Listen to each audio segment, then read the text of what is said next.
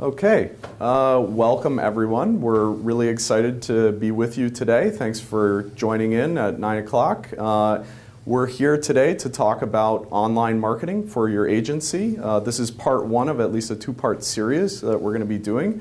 And first of all, we would really like to thank the Massachusetts Association of Insurance Agents for inviting us to be here today, especially Melissa. Thank you very much. We're really excited to be talking to you today. We've got a great presentation ahead. Just as a note, we're going to be sending this presentation after the call, so you don't need to write everything down. Please do make note of any questions that you might have during the presentation. We'll be taking some questions at the end. We'll take as many as we have time for. My name is Adam Blake, and I am the co-founder and COO of ThriveHive, where I specialize in the development and implementation of marketing plans for small businesses. I'm also an entrepreneur in residence at MIT, where I work with startups on a range of startup issues, everything from sales and marketing to finance. And I'm Chris White. I've been involved in online marketing for over 10 years, and I'm now the Senior Hive Pro at ThriveHive, helping our small business customers get the most out of their marketing. So looking at the agenda here. So first we're going to talk about today's marketing landscape, what's going on out there, what the digital options are, and then we're going to talk about why digital marketing is important for your insurance agency. Next we're going to go through a list of the top 8 digital to-dos, basically the top marketing tactics that you can use for your agency, all of which are free, by the way. And then we're going to look at a case study. We want to take a minute to give a special thanks to E.M. Friedman, who has volunteered graciously to be our case study for this presentation. Yeah. So we'll be taking a look at their marketing and applying these strategies to them and seeing how they're doing right now. Then we're going to make some time for a little Q&A at the end, so you can ask questions about what we've gone over. And lastly, we have some resources to share with you at the end. So what's the current marketing landscape look like today? It's complicated. It has changed a lot in the last few years, and frankly, it can be overwhelming. You probably did not start your agency because you wanted to get involved in marketing, and probably more and more it's seeming like that's a necessary thing to get involved in. We think it is, and at the end of the day, we're here to help you navigate that. Hopefully by the end of the presentation today, you'll feel a little less overwhelmed by all the different options out there. You'll have a much clearer path to sort of getting started if you haven't yet. And if you have started, you'll have some better ideas on how to improve. And we want to emphasize that at the end of the day, this is really all about improving the bottom line for your business. Digital marketing is really about generating leads for your agency and also retaining the existing clients that you do have. So just taking a quick look at the marketing landscape right now, some numbers you might not be aware of.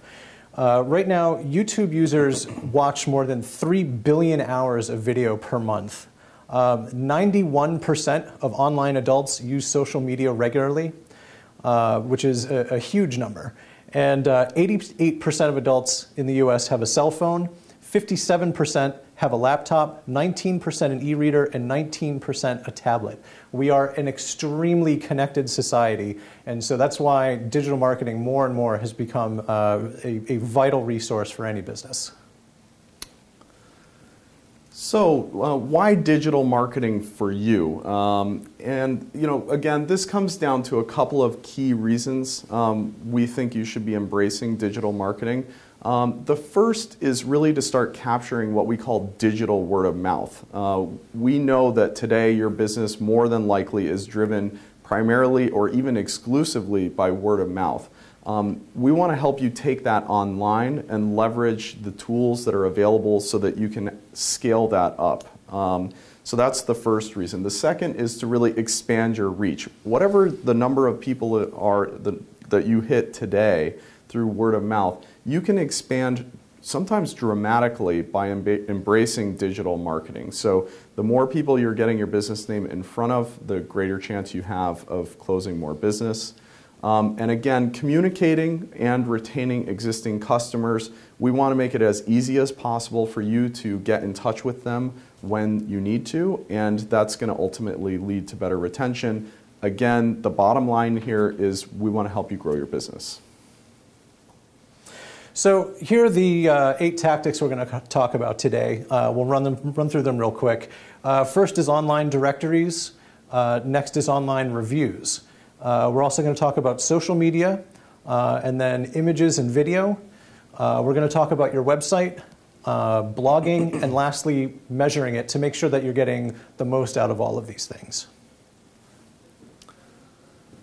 Okay, so just as Chris mentioned, we want to say a special thank you to E.M. Friedman, again, for letting us use them as a case study. We find it's extremely helpful to show how somebody else is performing in these key areas. So what we're going to be doing is going through and covering each of those 8 topics and then taking a look at how E.M. Friedman is doing in those areas. We know it can be a little scary to expose yourself in this way to this kind of feedback. But hopefully you guys will get some great advice along the way, so thanks again.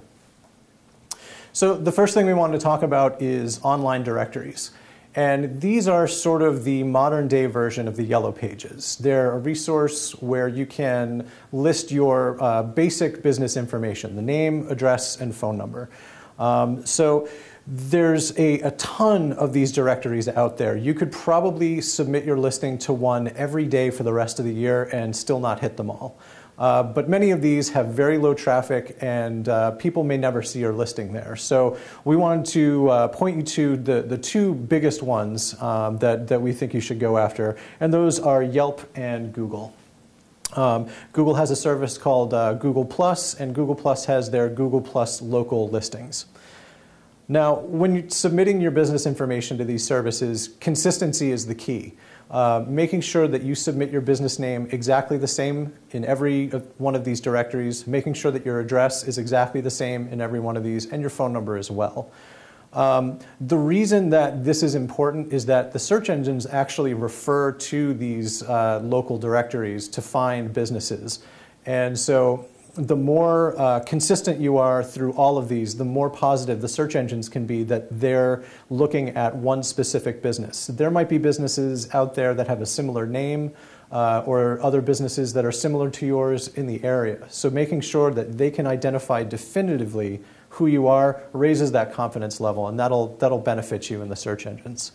For our case study here, E.M. Friedman, it appears that they may have had an office move. We found in Google+ Local a Randolph location listed. However, they appear to be located in Dedham. So our advice for you all would be to go through these directory listings and make sure that your address is current, up-to-date, and accurate across as many of these as you can. Pictures are also a nice plus. There's no pictures listed here, shown here. It doesn't have to be anything too fancy. You can upload your business logo, you can upload a picture of your office or your staff or something like that, but it helps to put a face to your business.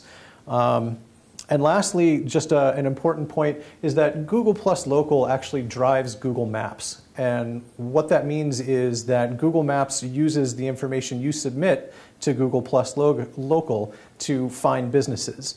So if you have the wrong address in there and people are using Google Maps to get to your office, it's really important that the address is correct. Yeah, and this is a pretty common thing that we see. When you have an office move, this happens all the time. It can be frustrating because sometimes it can be difficult to change these listings, but it is important. But again, this is very common. We see it all the time. So, excuse me. As Chris mentioned, there are a ton of these directories out there. Which ones should you actually be going after, and where do you find them? We wanted to show you this resource. This is a great free website you can go to, getlisted.org. And they're going to ask for the name of your business and your zip code. You put it in. We've done that here for E.M. Friedman. And they're going to not only tell you where you have potential problems that you want to check on, they're going to tell you where to go to fix those problems. So you can see here they're showing the Dedham location, and then because the location is in Dedham, they're not being found in a lot of these other directories, probably mostly because of that address mismatch. So you can go in, check these off, and they're going to kind of prioritize those top directories for you. So go check it out. It's a quick, easy, free tool to use. The next one we're going to look at is online reviews. So the main tip here, of course, is to get as many customer reviews as you can. There's a bunch of review sites out there as well. Actually, Google Plus Local and Yelp happen to be, again, two of the biggest ones. And a lot of these directory services will have a function for leaving customer reviews. So the number of reviews that you get help influence the rankings that you get in these review sites and directories. The more reviews you have and the better the reviews are, the higher your placement's going to be. And these work typically on a 5-star rating. So lots and lots of 4- and 5-star reviews mean that you get higher placement. It's important to keep in mind that you shouldn't be incenting customers to leave reviews. Now, we know that in the insurance business you're not allowed to do that kind of thing, but moreover, in these sites they don't allow you to do it either, regardless of the business that you're in. They've actually started taking steps to identify reviews that appear to have been incentivized or paid for, and filtering those out so people never see them. So the businesses that are paying for good reviews are actually just wasting their money. It is a good idea to try to ask for reviews from your customers. An easy way to do it is to email them and remind them to leave a review, whether it's on Yelp or Google or wherever. Again, these sites are looking for some unnatural reviews, so you might not want to link directly to your directory listing, but perhaps just say, if you've enjoyed your experience with us, please review us on Yelp and let them find you on their own. So putting reminders in your email on your website, if you want to include links on your website to your Yelp page or your Google Plus Local listing, that's great. That's just another reminder to get people there and reviewing your site. Lastly, always respond to any negative reviews you get promptly and courteously. There's a million reasons why any business would get a negative review. Most businesses will get at least one eventually. Someone might be having a bad day. There might be some weird circumstance where something went wrong for a customer. If someone leaves a review on one of these sites that's negative, it's great to reach out to them immediately. Let them know that you care about the experience that you had and that you're willing to do whatever it takes to make it right. When you do that kind of thing, and these sites have a function that'll allow you to do it directly through the review, it shows the customer that you care, and you often get a chance to turn a critic into a fan, and people will often go back and amend their reviews and say, they went out of their way to fix this for me. And seeing that kind of thing tells other people what kind of company you are, and that can be great for PR. Yeah, and just one more thing on the negative reviews. Another thing that we hear a lot is concern about even jumping into this whole review thing at all for risk of exposing yourself to this kind of thing. The thing is, it's not up to you. Most of these sites allow anybody to put up a listing for your business and review it. So it's really common for us to talk to somebody who isn't even aware that they have reviews at all online, good or bad. And you don't want to be caught off guard by that, so by engaging and being proactive, you can make sure that you're staying on top of the situation. But it's not in your control. It's not up to you. People can do this without your consent. And we just wanted to show you here, this is, if you're not familiar with Yelp, which is one of the sites we've been talking about, this is what it looks like. And the top part is basically what you would find in the yellow pages. So you've got your basic information about the address and where the phone number and website, and then you've got the reviews. And this is basically today's version of a testimonial. So the person usually leaves a testimonial. It's usually not just a ranking, and then there's always a ranking system as well. So typically out of 5 stars, that's the case here. And you might be familiar with Yelp for restaurants. That's kind of where they got started. But Yelp is really in almost every category now. There's a specific category for insurance agents. So you can go in there, list your business in that category. And this is the type of thing that you want to start generating. Now, for our case study with E.M. Friedman, it appears that there isn't a listing yet for Yelp. This is really common, especially in the insurance industry. There's a lot of insurance agents that haven't listed their sites on Yelp. So what's great about this is that it represents a really good opportunity for you to get in now and start building those reviews and get ahead of the game. Yeah. So tip number 3, social media. And this is a big one. We could spend an entire hour or more talking about this, but we want to sort of cover a few bases here. The first takeaway is to start using social media to engage your existing clients. And that's probably how most of you are going to get your toe in the water. You can use it as basically another communication channel to get in touch with them. Over time, what can happen is you can actually start to get new customers coming to you, but that's usually a little bit further down the road once you've built up a little bit of a presence. It's usually going to start by engaging your existing clients.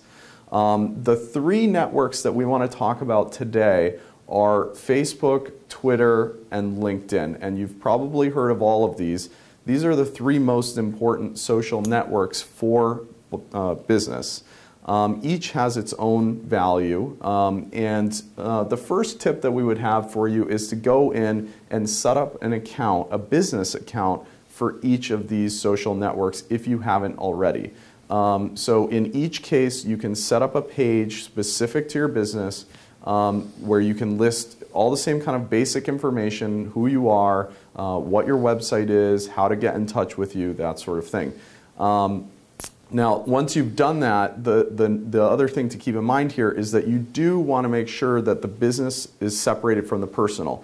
With LinkedIn, it's really all for business anyway, so there's no real problem between the personal and company. You can have a personal LinkedIn page. You can also have a business page. That would be the small exception there. But generally, people are using LinkedIn for business. With Twitter and with Facebook, these are obviously also being used for personal use. So one of the big no-nos is to use your personal account for your business. You definitely don't want to do that. It can be tempting because when you're starting a page for your business, you're going to start out with no followers, and that can be a little frustrating. Whereas if you're already using Facebook, for example, for your personal life, you already have a group of people, probably some of whom are your clients, that you can talk to. The problem there is that if you start posting photos of a vacation you went on, and that's just not stuff that most of your clients are going to want to see. And so you don't want to expose yourself to breaking that sort of personal, business, professional relationship. So do make sure you separate those. The next thing is to start monitoring them. So we see this a lot as well, where you go out, you set up the page, and then you forget about it. That's another thing you don't want to do. People may be in there, just using Facebook again, may have liked your page, and they can actually post in there. And just because you know how to use these social media channels doesn't mean that your clients do. And so what can happen is your client may post something that they think is a personal message to you when in fact it's public. So if you're monitoring your page, the good news is you can go in there, and in the case of Facebook, you can just go ahead and delete those comments. So if somebody leaves an inappropriate comment, or if somebody leaves a spam comment on your wall, you can just go ahead and take care of it. The problem comes when you sort of forget about these things, then you won't know when that's happened necessarily, and you don't want that to happen. Once you've set up the pages, the next thing you want to do is you want to make sure that you're letting people know. And a few great ways to do that are to start including links in your email footer. So just have a little icon there that directs them to your pages. You can also put the links on your website. So anybody visiting the website is going to see that, click on it. That can be great for just letting your existing customers know, who may have not quite realized, and then maybe they start to follow you. It can also be great for engaging potential, prospects. If they go to your website and they see the link to the Facebook page, they may click on it. And if they see that you've got active content being posted there and it's good quality and there's a conversation going, that can help get them to pick up the phone and give you a call. Can help build trust. So the last tip here is once you start using these, I think the biggest thing is to make sure you're having a conversation. I would say that's probably the biggest mistake we see being made. Yeah, typically. Yeah, so it's very typical once you get into this not to be using it to converse, but instead using it to broadcast. And you don't want to do that. It shouldn't just be pushing out, pushing out, pushing out. Think of it as a conversation. That's why it's called social media, and then you're going to start to be able to build that audience and that relationship.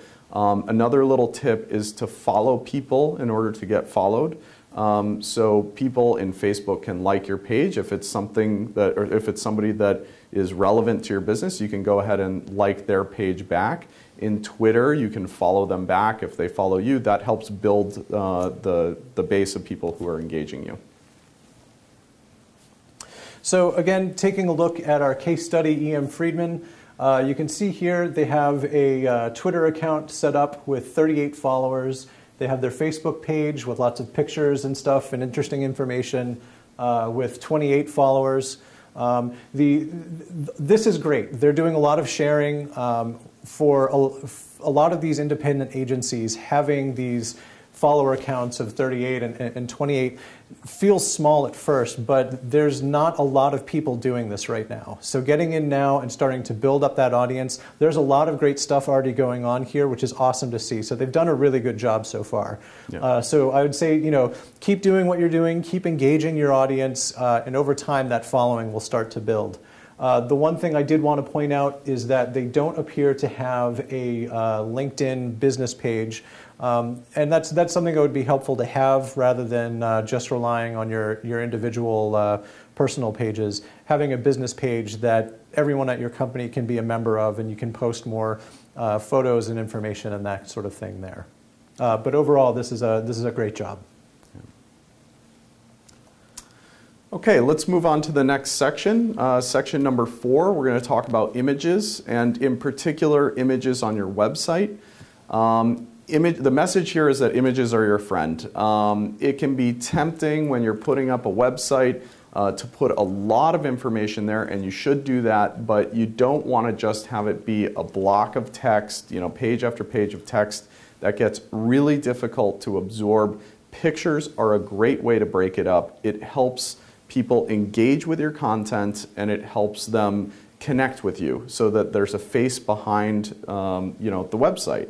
And so you want to drive that engagement using the photos. That's going to do a couple of things. One, Google and other search engines have actually come up with ways to determine how engaging your website is. And based on that, they will either reward you or penalize you in the search rankings for that level of engagement. So by driving people there and then keeping them there, you're going to rise in the rankings. The other thing that's going to happen is that the people who do come to your site are going to spend more time there, and they're going to be much more likely to pick up the phone and give you a call. People always have trouble thinking about, all right, great pictures, but what should I put up there? So we listed a few ideas here. The first is corporate events. If you do some sort of event, feel free to take pictures and put them up. That's totally appropriate. Community support. This is another thing that a lot of insurance agencies are involved in. Again, feel free to take pictures and publish that. That helps people understand that you are involved in the community, and that's perfectly appropriate to share. You can also share that in social media.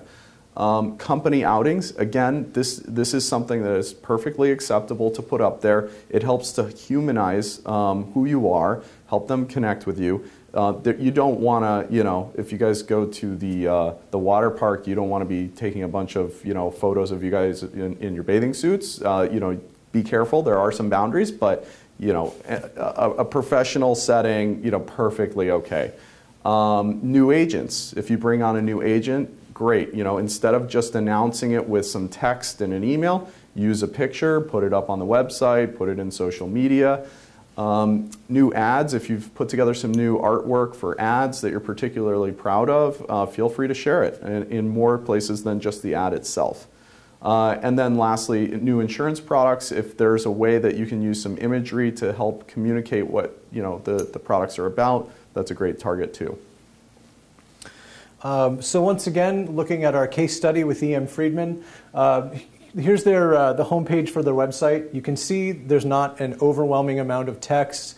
They have a nice picture of their office here, headshots of the staff, their logo. A lot of their links are images as well. This is a great format. There's a lot of pictures here. It puts a face to the business. It's engaging. So once again, I think this is a really good job here. Yeah. Okay, so let's jump into section number 5, and this is highly related to images, video. And really the same things apply here. Just because images are, for the same reasons that images are enticing and engaging, video is that much more enticing and engaging. So embrace it and use it. The best site to use for video is probably going to be YouTube for you. There are a few reasons for that. So when you take a video, you can upload it to YouTube, and then you can embed it on your own site. So it doesn't just have to live in YouTube. The benefit of doing that is that, first of all, it's free. YouTube doesn't charge you any money to host that video.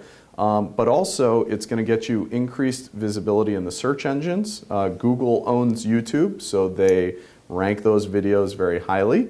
And the other thing is that sometimes people will be searching in YouTube for content and they might stumble across you that way. If you're doing a video that's kind of just on who you are, that's probably not something that's going to get found a lot in YouTube. It'll be great for your homepage. But if you decide to do something more educational, that is something that somebody might search for in YouTube, and it might be a way that they discover your business. Use video to tell your stories. So again, for your homepage, you might want something that's kind of introducing you, what you're all about, that kind of thing. Tell some stories. Give some tips. That's the other angle. You could have a resources section where you maybe film a bunch of videos. You could do a whole series on educational type topics. That's another big category that would probably work really well for you. There's not really a good reason to resist it anymore. More than 85% of US online audiences are viewing video now. This wasn't always the case. There were issues with connection speeds and all kinds of things. That's all gone now. Basically, the vast majority of people are watching videos. And there is data to support this as well. In one study, they found that engagement and conversion went up by 9% if you were using video on your website. So there is actual data to support this. Another thing we wanted to point out is that this doesn't have to be a huge project that is really difficult to attack. And Chris, maybe you can talk about that. Sure. Recently I did a blog post for our customers about this very topic and saying that you should be doing video, that it's not a huge challenge, that it doesn't have to be a big budget affair. And to drive the point home, I made a video about this. And the entire video was shot on my iPhone and edited on my iPhone with a $5 app. So that was the entire budget, was $5. And the video got a terrific response. So with that kind of low budget and ease of use, YouTube itself has video editing software built in, so you don't need a lot of fancy equipment, you don't need a lot of expensive software. There's really no excuse anymore to take a few minutes and shoot a video that introduces your business, tells your story, and post it on your website. Yeah. So the last tip here is just make sure it's not too salesy. Don't create an infomercial. Infomercials are things that people watch late at night because they can't sleep. It's not something they're going to watch on your website. So just keep it educational. Don't try to be selling things. Keep it fresh, and people will like it.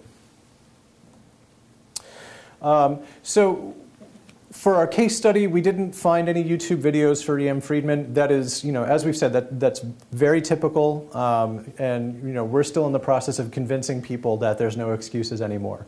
So just as an example, we put up our own YouTube channel page here. You can see we have several videos. There's more down below. And that just sort of drives the point home that you can keep creating these videos. If 1 is easy, 2 is still easy, 3 is easy. You can do one of these a week. You can do one of them a month. There's a very low barrier to entry here. So I would encourage E.M. Friedman and all of you, frankly, to start doing this, or at least put together a plan to get your first video done. And for E.M. Friedman, this is a great opportunity to grow your digital presence. Okay, so let's move on to tip number 6, and this is really sort of the core of your website. And the point here is that today, websites should really be functional, not just pretty. So we like to think of websites in 3 different categories. The first is what we call a placeholder website, and this is something that cropped up in the late 90s and early 2000s. This was when people were really just getting online, and people would buy a domain and they would put up a placeholder website, usually just 1 page, and this had just the same information you'd find in the yellow pages, name of the business, contact information, maybe an email address, and a phone number, and a logo, and not much else. And that said, okay, if somebody's looking for me online, they can find that information.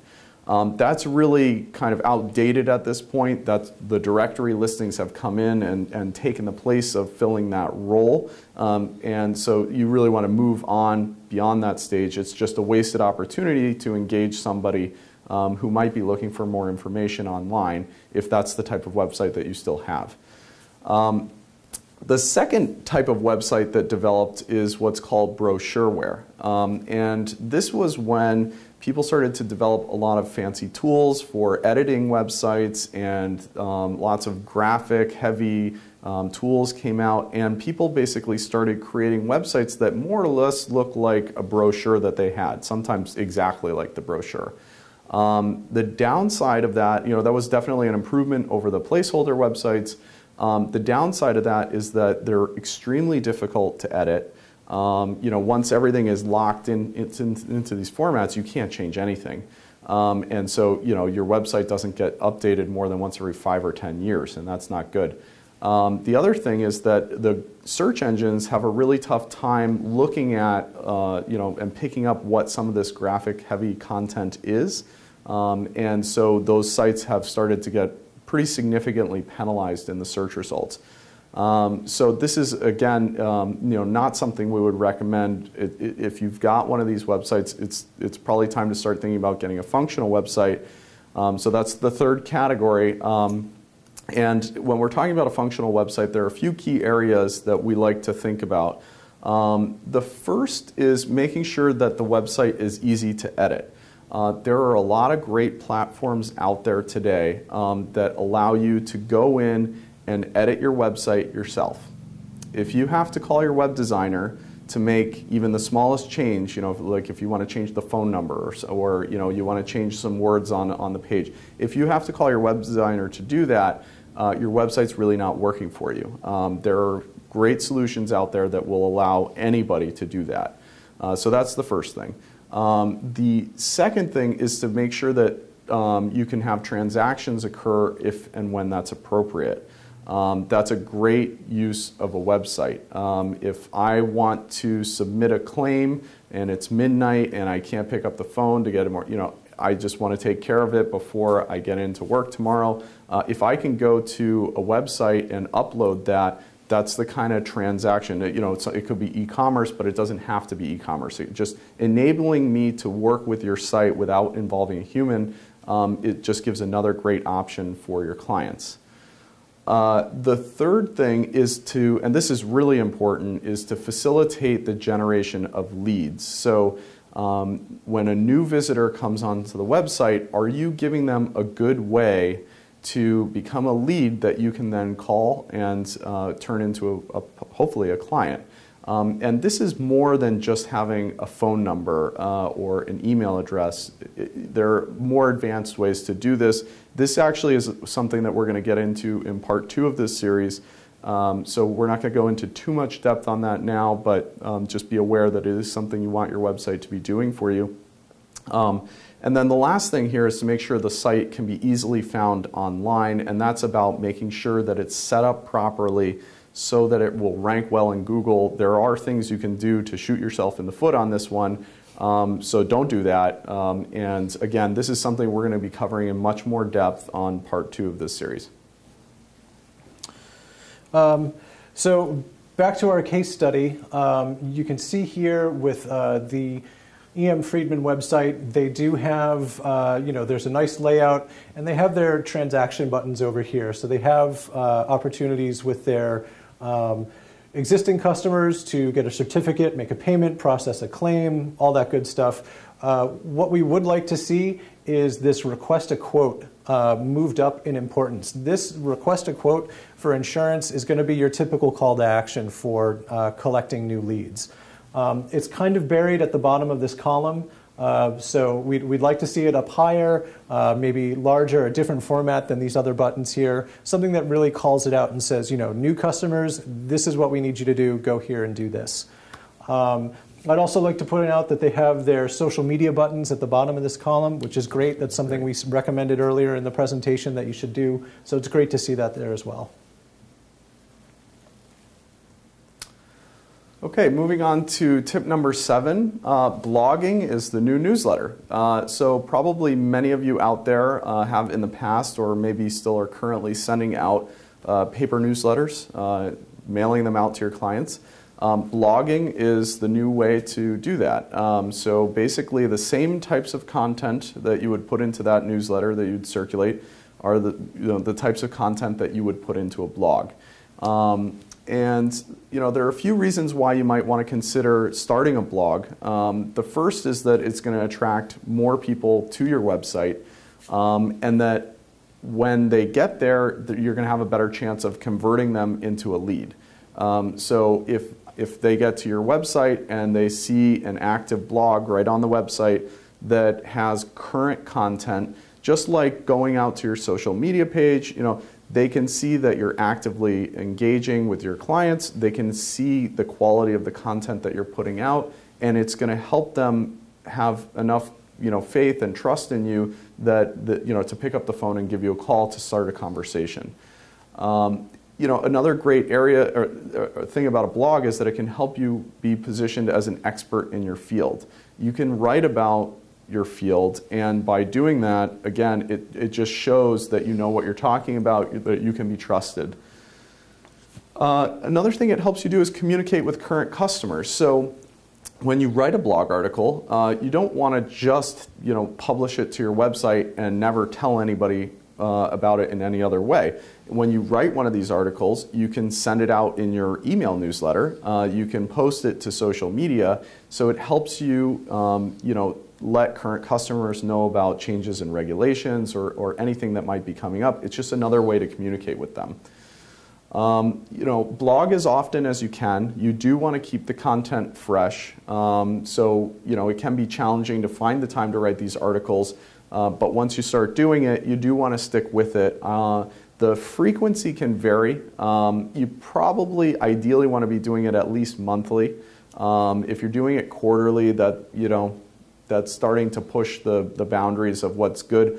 And we would love to see it get up to weekly. That's going to really help your business drive forward. But make sure that you're putting stuff out there. Don't just start a blog and then 2 years later you still haven't added the second article. That works against you.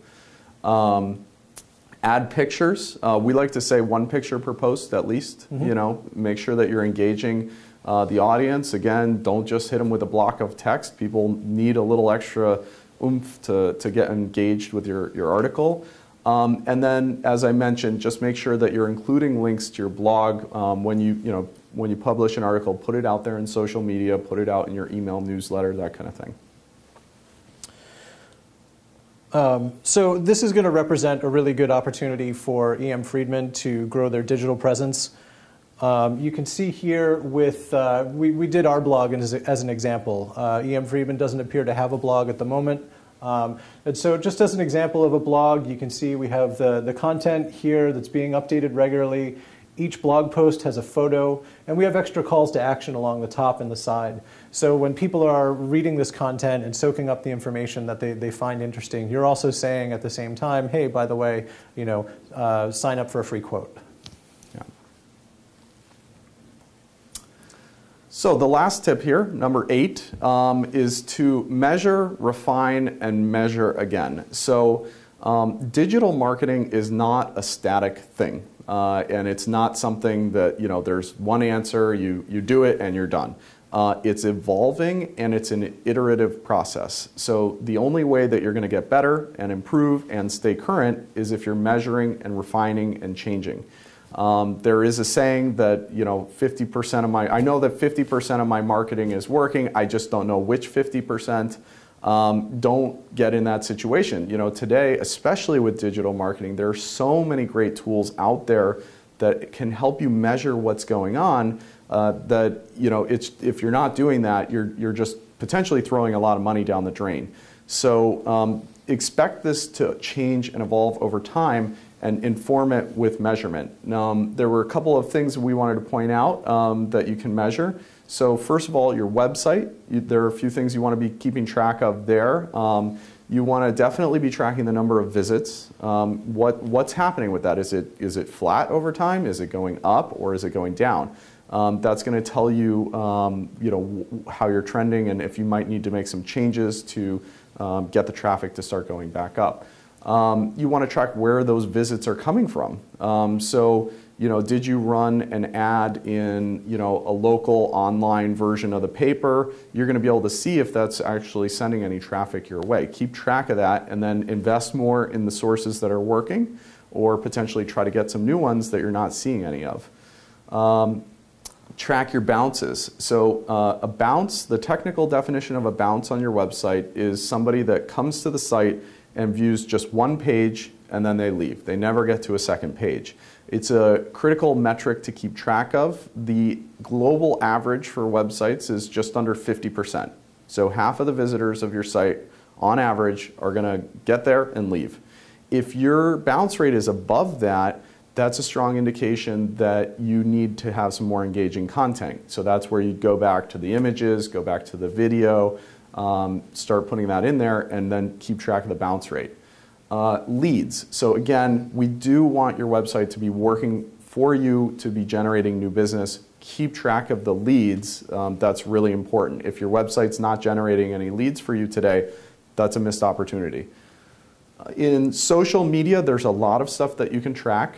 First, you're definitely going to want to track the number of people who are following you if you're on Twitter, or the number of likes that you have. This is your reach. So keep track of that. Obviously, you want that to be trending up over time, and it will be challenging. It takes a lot of time and effort to get that up. Don't get frustrated. Keep track of the level of engagement as well. So there are some things you can measure. Are you getting any retweets if you're in Twitter? Are you getting any likes on your articles, or shares, or comments? If you are, that's a great sign that people are liking the type of content that you're putting out there. If you're not, you need to change it up. So keep track of that level of engagement. And then in email, there are a few critical metrics that you want to be keeping track of as well. And we're talking about mass emails here, not your one-to-one emails, but when you send out a newsletter or something like that. You want to definitely track the opens. The opens give you a strong indication of how good of a subject line you have for your email. You need to entice people to open your email. Keep track of the clicks. Frequently, you're going to have links in your email. So we just mentioned the blog. If you're talking about a blog article that you just wrote, don't put the whole blog article into the email. That's just going to probably make it too long. Instead, just do a little intro paragraph and have a link in there that takes them out to the blog. You can track, usually, depending on what software you have, you can track how many people click on the links in your email. Keep track of that. How is that trending? And then lastly, leads. Your emails can and should generate leads for you. They can be shared. You know, a friend can forward it.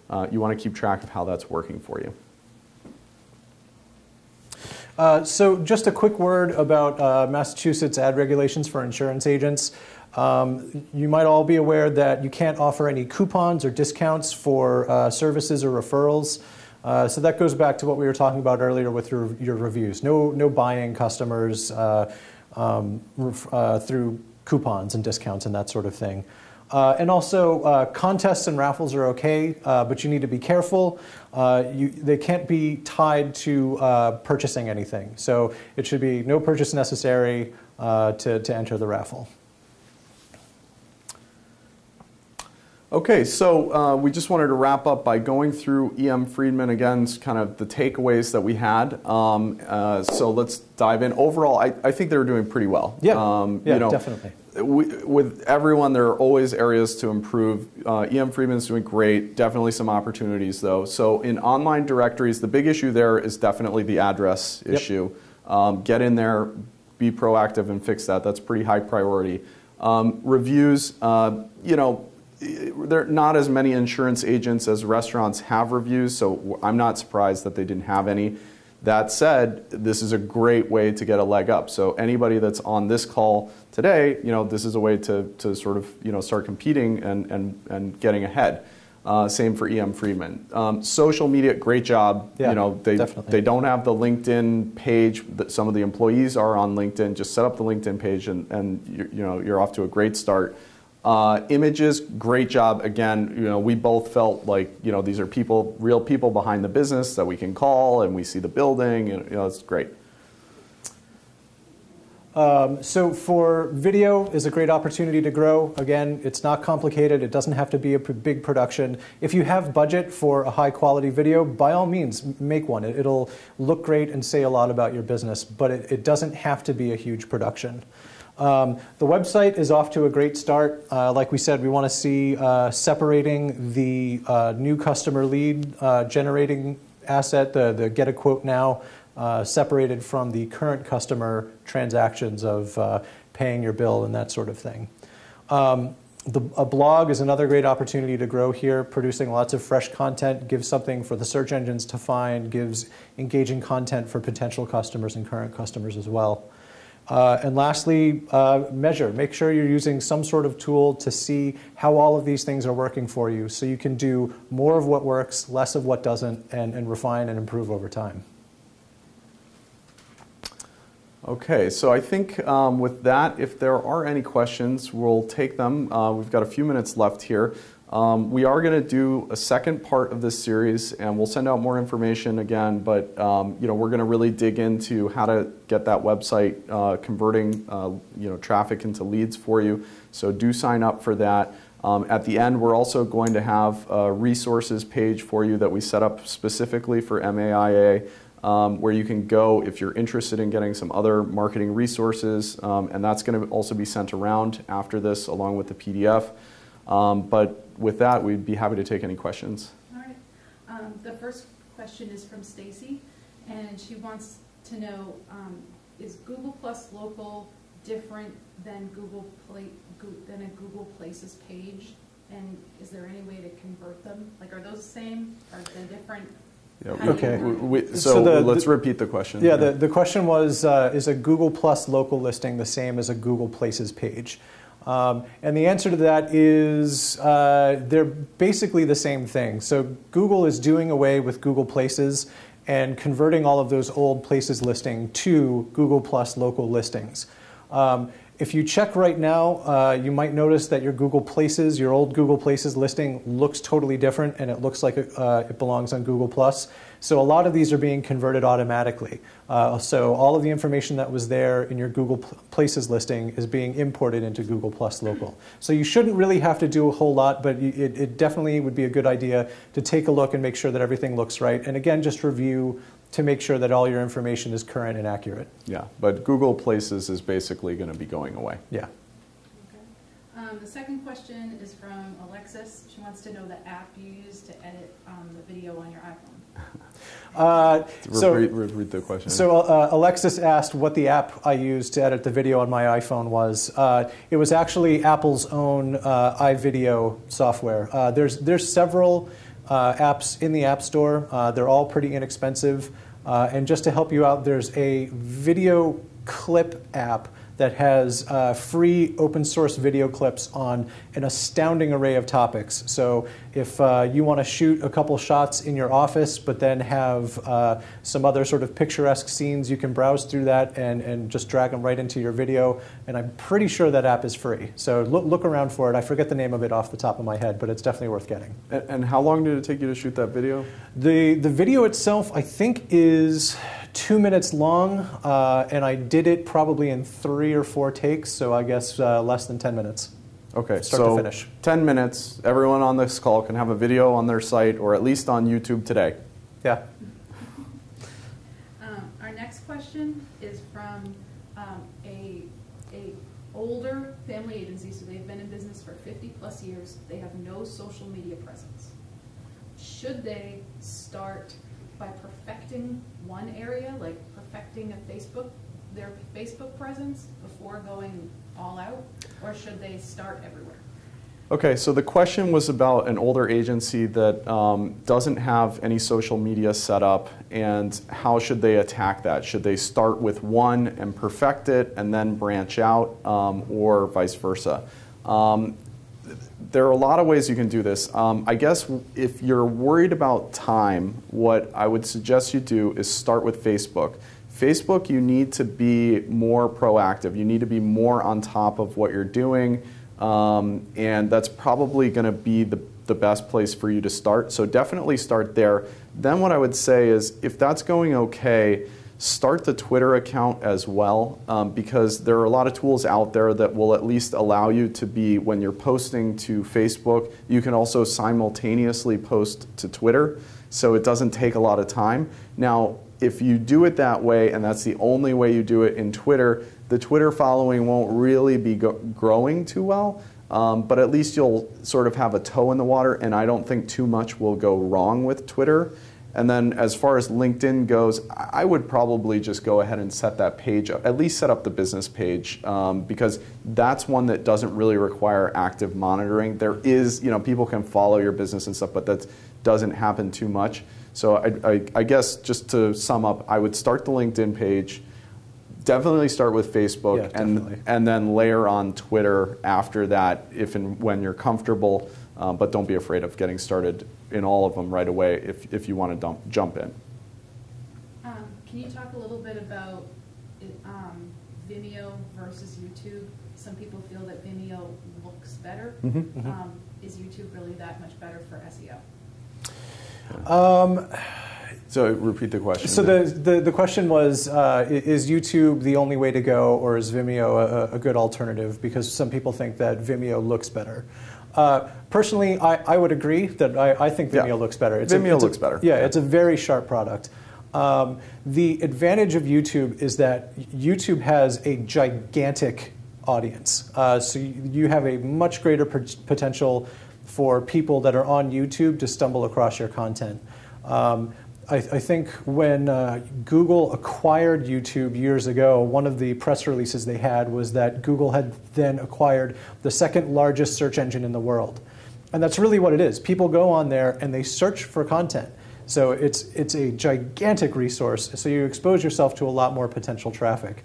Then, of course, you get into the, well, if Google owns it, is Google going to give special favor to YouTube videos over Vimeo? Which they do. Yeah, I think the official stance would be no, but right. You have to think that they do, because you don't see Vimeo videos showing up in the regular search results. You see YouTube videos showing up. Right. So if you post a video on YouTube and you include the name of your insurance agency, more than, if you have a really common name, it might not be the case, but more often than not, that YouTube video will show up on the first page of just the regular Google search results as a listing, and they show a little thumbnail of the video, so they're really high visibility. you'll never see a Vimeo video there. No. It's always going to be a YouTube video. So there's no question you're going to get pretty significantly more, more visibility by using YouTube. If you prefer the look of Vimeo, use it, but you're kind of cutting out a big part of the benefit of doing the video. Next question, how often should you be posting, particularly to Facebook, but daily, weekly, 3 times a day, 6 times a day? So repeat that. So the question was, how often should you be posting specifically to Facebook? Excuse me. More is better. Giving people more content that they can interact with and be engaged by is always a good idea. Not everyone has time to be glued to their Facebook page all day and posting new stuff. And there's actually been some studies that show that you should be posting, honestly, probably once a day. More than that, people don't pay as much attention to it. Less than that, and you're not at top of people's minds. So about once a day. It's usually better to post in the afternoon. As far as how many days a week, if you can do it 5 days a week, that's great. If you can do it 7 days a week, that's even better. And I think weekends also are a prime time. People aren't busy with work at their computer. They're more likely to be online socializing. Yeah, and then the caveats there are that you've got to be watching the engagement. So you don't want to just be posting garbage content. Facebook has an algorithm where they're watching your engagement, and when you post, they don't send your post out to everyone who likes your page. The average is only 10%. So if you have 100 people who like your Facebook page, on average, 10 of them are going to see it when you post something. And then Facebook monitors how good your engagement is, and based on that, they might drop you down to 5% or they might bump you to 30%. So where it breaks is if you're doing 7 posts a week and that nobody likes them, then you shouldn't be doing that. So there's no, as with all of this stuff, there's no one answer.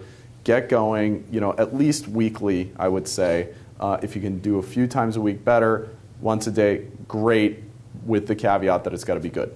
And experiment with different types of content? Yes, definitely. Yeah, definitely experiment and pay attention to what's working. If a certain post that you do does really well, try to think, what was it about that people liked, and do more of that. Yeah, so don't just do only text posts.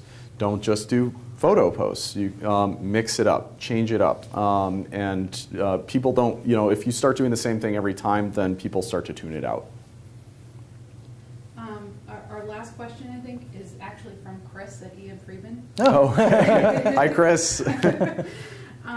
He's just looking for, and I know this is an issue that happens with other agents. They want their website to be most functional for their existing clients and referrals. Mm-hmm. Do you have any thoughts about how they're doing currently for their existing customers and those referral customers versus just the helping them rise up in the search engine ranks? Yeah, I can take that. So the question is from Chris from EM Friedman. Thanks again, Chris, for opening yourself up to this. And the question is about, they want their website really to be helping them primarily with their existing customers and the referrals that they get from those customers. They're wondering how they're doing on that front. They're less concerned right now with how they're doing in the search engines. And I think the answer to that is really, it goes back to sort of the request to quote, the call to action there. I think we would like to see that be better, because you still said you want to get the referrals. And so how is that referral going to happen? A friend is going to mention that I use EM Friedman. You should go check out their website, and they're going to send a link. And then that friend is going to go to the website. And now it's basically the same thing as any other kind of visitor. I mean, they're much more likely to call you, but you still want to make it as easy as possible for them to get in touch with you. And that's where there's that opportunity to at least move up the get a quote to make that more prominent. And what will happen is your existing customers won't be bothered by that. They'll tune it out over time. They'll just see sort of the area for them. So I think you guys are doing a great job, as we said, with your existing customers. You've got the functional website, you've got the social media, you've got the links there. That's all working for your existing customers. But even for the referrals, I think there's some opportunity to improve there. I think one other thing you might consider is using something like a survey with your existing customers and asking them if there's any functionality that they would like to see on the website that they don't currently have. Put that out over social media, put it out in an email newsletter, and ask your customers for the feedback and see what it is exactly that they want. And if something's missing, then you guys can start, putting the wheels in motion to add that to the website. But right now, I mean, things like filing a claim and paying your bill. That's great. Yeah, that's mostly all I do on my insurance company's website. So yeah. Great. Okay, so should we? We're at time. all right, so the last slide here is just additional resources. We made a page specifically for the MAIA members. And we want to, just let you know that there's some great free resources there, so go and check it out. Also, we wanted to thank MAIA for having us here today, and in particular, E.M. Friedman for putting themselves out there and being our case study. Yeah. Thank you guys, and we'll see you for part 2.